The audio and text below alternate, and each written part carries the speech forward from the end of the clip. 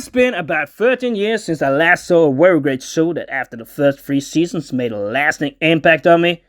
Person of interest. And although I do not remember too much of it right now, even also after the first season, I was really enticed by it and wanted to watch more. Now I had that feeling of the word masterpiece all over my tongue, and that is also about the same feeling I had after watching the first season of Fallout, from the very same director that made a show called Jonathan Nolan. Of course, it takes a class director like that to make such greatness. That's why, in other words, why Fallout may just be the best show in a decade. You have a lot of shows these days based on games such as Halo, that was a real miss, and The Last of Us, that really gained a large following. It really suggests that doing a show based on a video game may be a difficult play, but when you get a great director at the helm, you have a high potential. And let me tell you about why Fallout is the great show that should be cherished as a true treasure. The number one reason is how they connect the dots. It progresses at this pace where they reveal a little bit in pretty much every episode, right until the last, the number 8, where all the dots are connected in a brilliant way. We'll see perhaps one of the best first season endings in a lifetime, where you then first see all these different factions of societies, such as the Walls, the perfect fake society with a lot of hidden experiments, the military alliance, the Brotherhood, and the Ghoul, which is a large part of the story as more a character that becomes an alliance in itself. Also, of course, the Wasteland, where the cool, dark, cruel world after the atomic event is portrayed. When you then, in the 8th episode, see how Lucy's father has been lying and how the worlds were only created because of an atomic bomb or something, that they really actually dropped on humans so they could defend their interest in the worlds.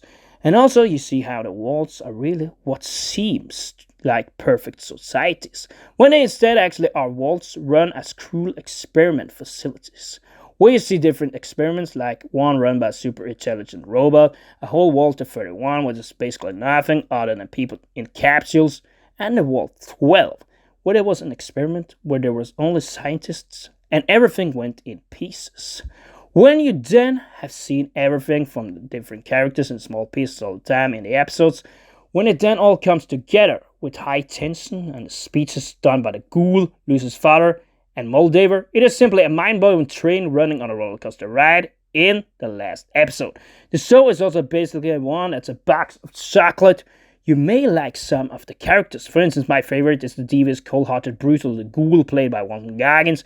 But your favorite may of course be the happy-go-lucky Lucy that is Michael Emerson said in one of the first episodes. The question is, would you want the same things when you are a different animal altogether? Naturally, the character also changes massively after being on a journey through the wasteland, learning that she gotta change her golden rule. Or of course, your favorite may be Maximus, played by Aaron Morton. That is this character that may seem innocent at first, but then takes power with the first opportunity, and is this typical character that tries to act tough in front of another woman, claiming that he is less injured and more badass than he really is, and he acts very good in that respect. Then, of course, you may also have another favorite, because there's really no weak actor in this show. In a lot of shows, I feel we got inclusion characters that are just there, well, yeah, because of inclusion, and not because they are good actors, such as Tati Gabrielle in Kaleidoscope, which is a mid-actor at best, but here in Fallout, that is never the case. It does not matter if it is Leslie Uggams, Francis Turner, or Zach Cherry, which you may have heard about from Severance, but all the actors in the show, no matter what ethnicity or background that they have got, they deserve to be in this show, because even Betty Pearson, which in the flashback is Cooper Howard's wife in this story, is a very good act done by the actor that plays her. That cannot necessarily be said in any show or movie, but here, despite the many characters, Jonathan Nolan has handcrafted a very good cast into this show. Another reason why I dig the show is because of the bone-crushing tension in a lot of the scenes. For instance, when the Ghoul comes onto the screen and says some lines fighting the guys that tries to kill him, or when Norm suddenly discovers the shady business in Vault 31. Those are the moments that really entice and keeps you entertained in this show, because really, if you do love tension like I do, you gotta admit this show fuels it on and makes it look good. And it does not matter if you are in a vault or up in the wasteland, the tension is simply a shining light in this show. If we talk about the action and generally about the episodes, you do see a lot more happening in them than in, for instance, compared to Shogun, which for some reason has an even higher rating than this show. And it really should be the other way around, because really Fallout, in my eyes, is the show Shogun hoped to become. And Shogun will not even get another season, while Fallout, understandably, will get a second more than surely. Because compared to the mentioned Shogun, you do not see empty build-ups with little happening in the episodes, and not even a satisfying ending that makes sense.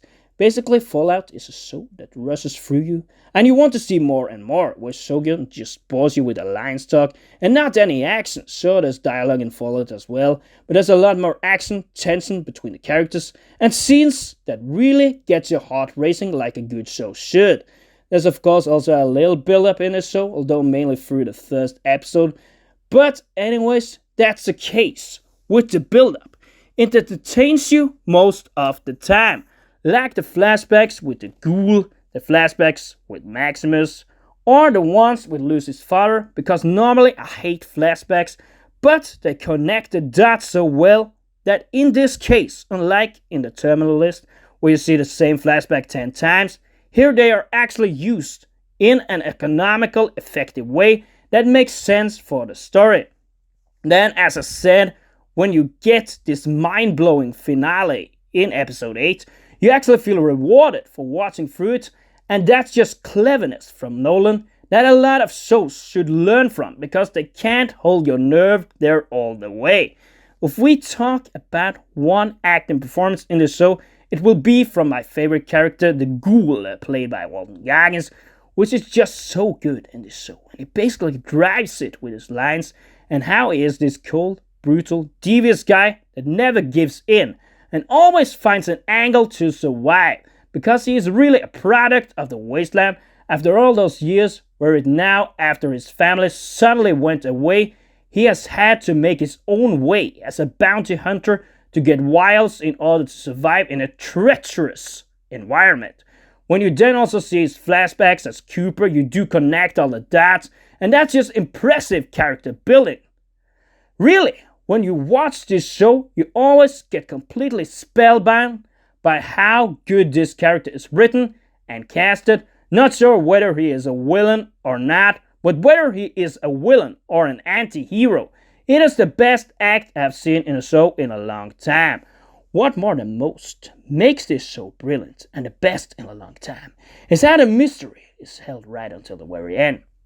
Like I already have talked about, how the last episode is one masterful piece of reveals. You are really reeled in by the discoveries done by Norm.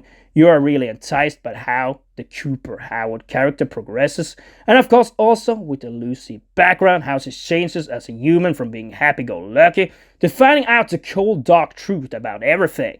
Because at first she seems so naive, but then is hardened by the world.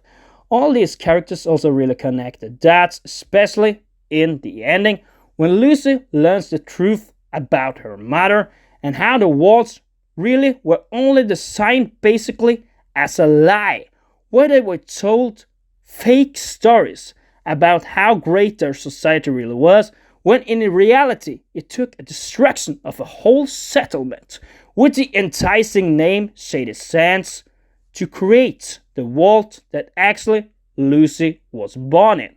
And her father was actually not created from a vault. He was a guy that Cooper had dealings with 200 years ago as a movie star, which just shows that the version and the lies she had been told about her mother and how she died was just one big fat lie.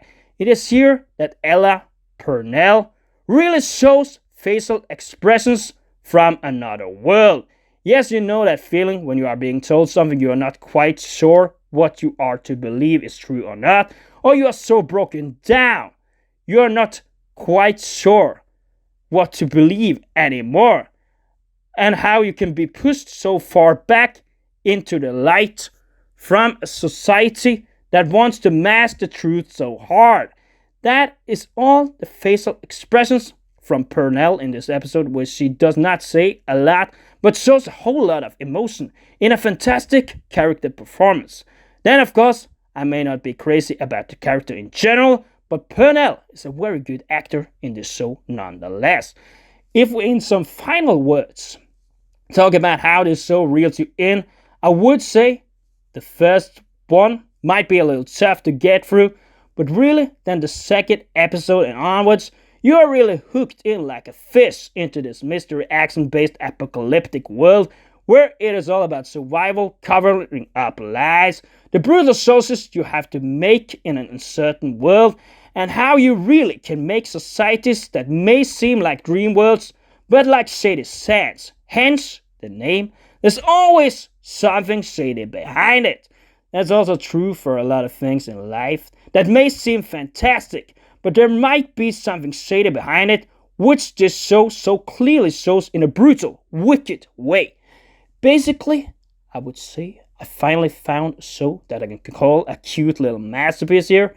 And once again, like Person of Interest, and also Westworld, which I might see someday, Jonathan Nolan has crafted his road as the ultimate showmaker, coasting to a new worthy road of success. Because this show, it is not overhyped, it is actually freaking great.